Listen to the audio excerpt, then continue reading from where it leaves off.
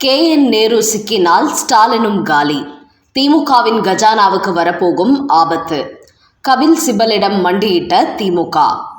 FIR போட்டதுமே Amit Shah செய்ய போகும் அதிரடி சம்பவம். அம்பலத்துக்கு வரும் கோட்டை ரகசியங்கள்.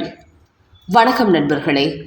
தற்போது திமுக கட்சியில் உள்ள ஊழல் அமைச்சர்களை ஒவ்வொருவராக தட்டி தூக்க வேண்டும் என்று டெல்லி பாஜக தயாராகி கொண்டு வருகிறது. ஆனால் முதலமைச்சர் மு.க.ஸ்டாலினோ அப்படி ஒரு சம்பவம் நடந்தால் திமுகவின் பெரும்பாலான அமைச்சர்கள் விசாரணை வளையத்துக்குள் கொண்டு வரப்பட்டு கம்பி எண்ண வேண்டிய சூழல் ஏற்படும் என்பதனால் நிரந்தர டிஜிபியை போடாமல் பொறுப்பு டிஜிபியை வைத்து காய் நகர்த்தி வருகிறார். இந்த நேரத்தில் அமைச்சர் KN நேரு செய்த ஊழல் பட்டியலை தமிழக பொறுப்பு டிஜிபி வெங்கட்ராமனுக்கு அனுப்பிய அமலாக்கத்துறை அவர் மீது FIR போடுமாறு கூறியிருந்தார்கள். ஆனால் முதலமைச்சர் மு.க.ஸ்டாலின் FIR போடக்கூடாது என்று அதற்கு தடை போட்டார். அதோடு தமிழக லஞ்ச ஒழிப்புத்துறை அவரிடத்தில் விசாரிக்கிறது என்று சமாளித்தார்கள்.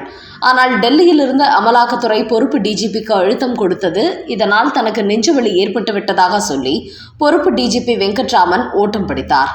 அவரை தொடர்ந்து புதிய நபராக அஜய்குமார் சிங் என்பவர் பொறுப்பு டிஜிபியாக வந்தார். அதையடுத்தும் அமலாக்கத்துறை அமைச்சர் நேருவின் ஊழல் பட்டியலை அனுப்பி அவர் மீது FIR போடுமாறு அவருக்கு கடிதம் எழுதியது. ஆனால் அவரும் அதை செய்யாமல் நாட்களை கடத்தி வந்ததால் தற்போது அமலாக்கத்துறை நீதிமன்றத்திற்கு சென்றுவிட்டது. இந்த வழக்கு இன்று நீதிமன்றத்தில் விசாரணைக்கு வரவுள்ளது.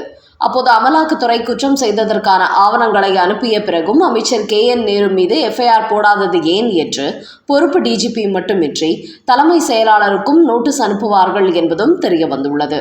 இதன் காரணமாக ஒட்டுமொத்த திமுகவும் பதற்றத்தில் உள்ளது.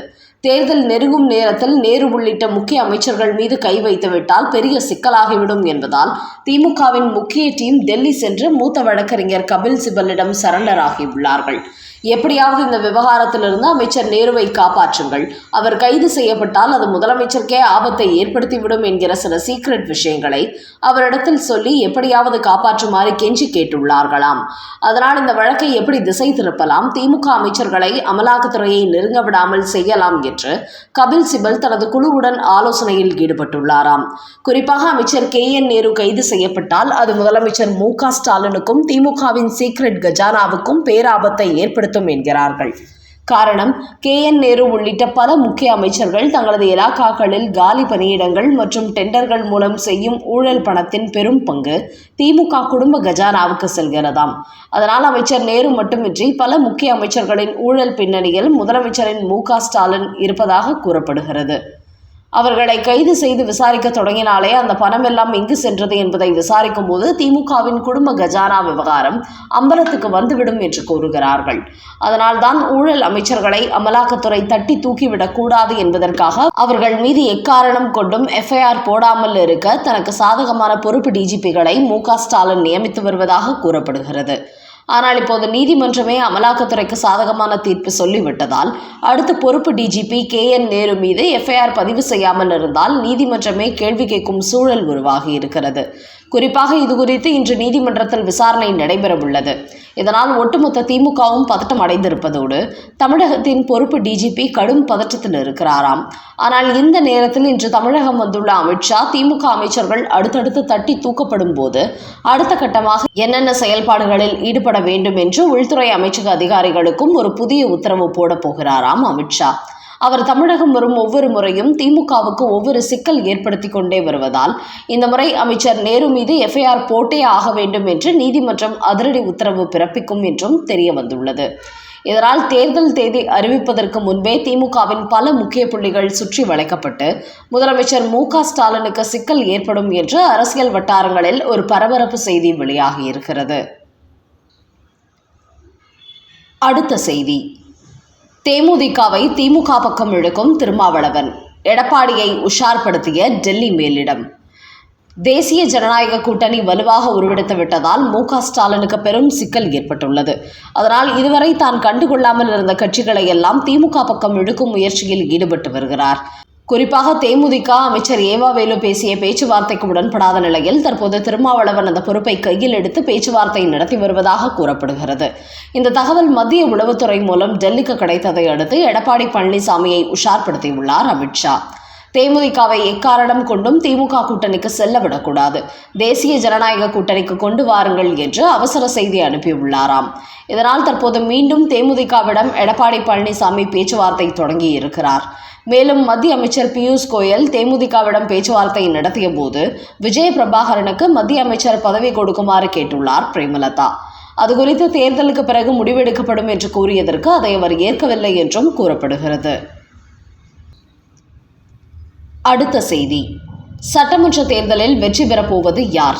தினமலர் சாணக்கியா கருத்து கணிப்பு. தேர்தல் வரப்போகிறது என்றாலே பல ஊடகங்களும் கருத்து கணிப்பு எடுக்க தொடங்கி விடுவார்கள். அந்த வகையில் தமிழகத்தில் 2026 சட்டமன்ற தேர்தல் நடைபெற உள்ளதால் தினமலர் நாளிதழ் மற்றும் சாணக்கியா சேனல் சேர்ந்து தமிழகத்தில் ஒரு கருத்து கணிப்பு நடத்தியுள்ளார்கள். இந்த கருத்து கணிப்பானது சேப்பாக்கம், திருப்போரூர், திருப்பரங்குன்றம், கோவை வடக்கு உள்பட 40 சட்டமன்ற தொகுதிகளில் நடத்தியுள்ளார்கள். அப்போது பொதுமக்களிடம் முதல் கேள்வியாக கடந்த மக்களவைத் தேர்தலில் நீங்கள் யாருக்கு ஓட்டு போட்டீர்கள் என்று கேட்கப்பட்ட கேள்விக்கு 43% பேர் திமுக கூட்டணிக்கு என்றும் 30% பேர் அதிமுக கூட்டணிக்கு என்றும் 14% பேர் பாஜக கூட்டணிக்கு என்றும் 13% பேர் நாம் தமிழர் கட்சி என்றும் கூறியுள்ளார்கள். அதையடுத்து இரண்டாவதாக மோடியின் ஆட்சி எப்படி இருக்கிறது என்று பொதுமக்களிடத்தில் கேட்கப்பட்ட கேள்விக்கு 29 பேர் சூப்பராக உள்ளது என்று கூறியுள்ளார்கள். 31 பேர் மோசமான ஆட்சி என்றும் 40% பேர் பரவாயில்லை என்றும் தங்களது கருத்தை பதிவு செய்துள்ளார்கள். அதையடுத்து மூன்றாவது கேள்வியாக மோடியின் செயல்பாடு எப்படி உள்ளது என்று கேட்கப்பட்ட கேள்விக்கு 32% பேர் சூப்பராக மோடி செயல்படுவதாக தங்களது கருத்தை பதிவு செய்துள்ளார்கள். அதையடுத்து 30% பேர் மோசமான ஆட்சி என்றும் 38% பேர் பரவாயில்லை, நன்றாக உள்ளது என்றும் தங்களது கருத்தை பதிவு செய்துள்ளார்கள். நான்காவது கேள்வியாக மு.க. ஸ்டாலின் சொல்வது போன்று பிரதமர் மோடி தமிழ்நாட்டை வஞ்சிக்கிறாரா என்று கேட்கப்பட்ட கேள்விக்கு 32% பேர் ஆமாம் என்றும் 32% பேர் இல்லை என்றும் 36% பேர் இது அரசியலுக்காக சொல்லும் கருத்து என்றும் கூறியுள்ளார்கள். அதையடுத்து ஐந்தாவதாக தமிழ்நாட்டில் உள்ள திமுகவின் ஆட்சி எப்படி உள்ளது என்று கேட்கப்பட்ட கேள்விக்கு 22% பேர் சூப்பராக உள்ளது என்றும் 48% பேர் மோசமான ஆட்சி என்றும் 30% பேர் பரவாயில்லை, சுமாராக உள்ளது என்றும் கூறியுள்ளார்கள். ஆறாவதாக மு.க. ஸ்டாலினின் செயல்பாடு எப்படி உள்ளது என்கிற கேள்விக்கு மு.க. ஸ்டாலின் செயல்பாடு சூப்பராக உள்ளது என்று 26% பேரும், மோசமாக உள்ளது என்று 44 பேரும், பரவாயில்லை என்று 30% பேரும் கருத்து கூறியுள்ளார்கள். ஏழாவது துணை முதல்வர் உதயநிதியின் செயல்பாடு எப்படி உள்ளது என்று கேட்கப்பட்ட கேள்விக்கு 20% பேர் சூப்பர் என்றும் 51% பேர் மோசமாக உள்ளது என்றும் 29% பேர் பரவாயில்லை என்றும் கூறியுள்ளார்கள். எட்டாவதாக தமிழ்நாட்டில் சட்டம் ஒழுங்கு எப்படி உள்ளது என்று கேட்கப்பட்ட கேள்விக்கு 17% பேர் சிறப்பாக உள்ளது என்றும் 55% பேர் மிக மோசமாக இருப்பதாகவும் கூறியிருப்பதாக அந்த கருத்து கணிப்பில் தெரிவிக்கப்பட்டுள்ளது.